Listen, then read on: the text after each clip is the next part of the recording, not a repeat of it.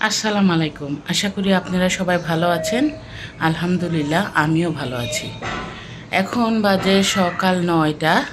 আমি অনেকগুলা সকাল গোসলটা করে নিলাম। আর ওয়েদারটা একটু ঠান্ডা ঠান্ডা, আবার হালকা হালকা গরম, তাই একটু সকাল সকালই গোসল করি। আর আমি সবসময় সকাল সকাল গোসল করাই পছন্দ করি। সকালে গোসল না করলে আমার ভালো লাগে না। আর এখন সবাই ঘুমাচ্ছে আর আমি বসে আছি।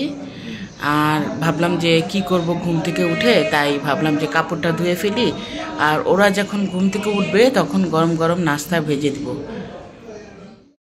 নাস্তা বানাইতে যে দেখি আটা শেষ হয়ে গেছে। পরে নিধির বাবা আবার দোকানে গেল। এখন বাজে প্রায় 12টার মতো। তো বললো যে কখন তুমি নাস্তা বানাবা, এজন্য ভাবলাম যে নাস্তাটা কিনে নিয়ে আসি। তো অনেক দিন পরে কিনা নাস্তা খাচ্ছি।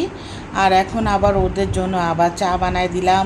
নেহা নিধিকে ঘুম থেকে উঠায় দিলাম যে তাড়াতাড়ি ঘুম থেকে উঠো, গরম গরম কিনা পরোটা না খেলে ভালো লাগে না। আর এই যে আমার জন্য কিন্তু তেল ছাড়া পরোটা আনছে। আমি তো ঘরে রুটি খাই, এই জন্য হোটেলে যদি কখনো নাস্তা আনে আমার জন্য তেল ছাড়া নিয়ে আসে। আর বৃষ্টি বৃষ্টি ওয়েদারটা, তাই এর জন্য ভাবলাম যে দুপুরে একটু খিচুড়ি রান্না করি। নেহা আবার বলল যে আম্মু একটু খিচুড়ি রান্না করো। এই জন্য ভাবলাম যে যেহেতু একটু ঠান্ডা ঠান্ডা আছে, এই মুগের ডাল দিয়ে একটু খিচুড়ি রান্না করি। আর মুগের ডাল দিয়ে খিচুড়ি রান্না করলে আমিও খাই।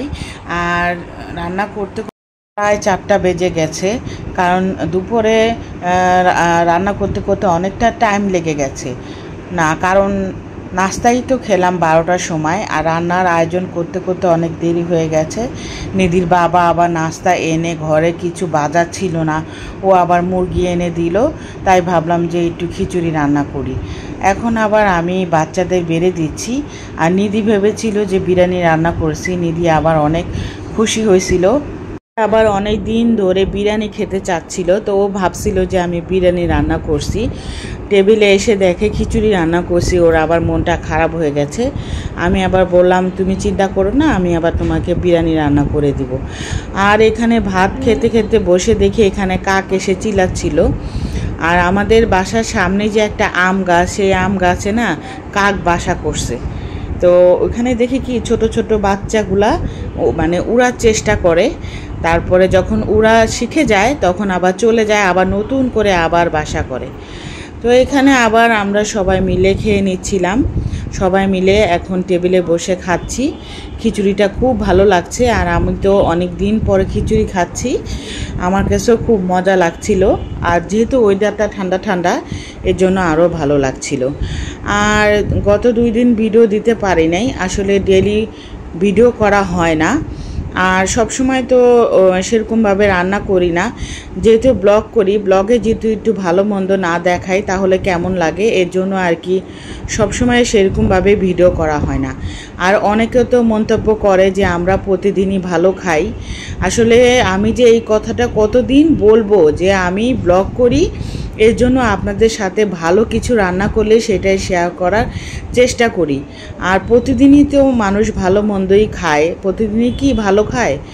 আর এই যে এখন বিকালবেলা, আর এই যে বিকালবেলা ভাবলাম যে বাচ্চাদের কি দিব। আর যারা আমার রেগুলার ভিডিও দেখেন তারা তো জানেন যে আমি আমার মেয়েদের সবসময় ঘরেই বিকালে নাস্তাটা দেওয়ার চেষ্টা করি। বেশিরভাগ, খুব কমই আমি বাইরের নাস্তা কিনে দেই।